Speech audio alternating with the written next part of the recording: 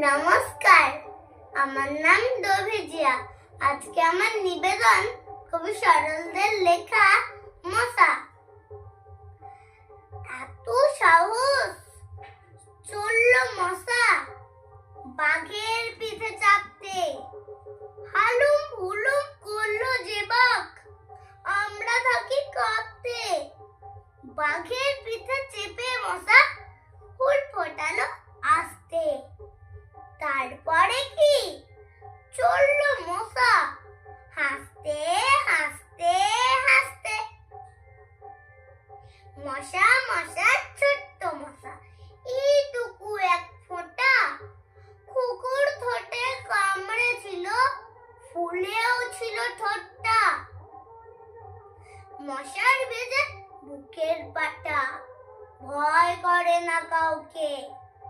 কামড়ে দিল ভীম পালোয়ান, শম্ভুচরণ সাউকে। নমস্কার।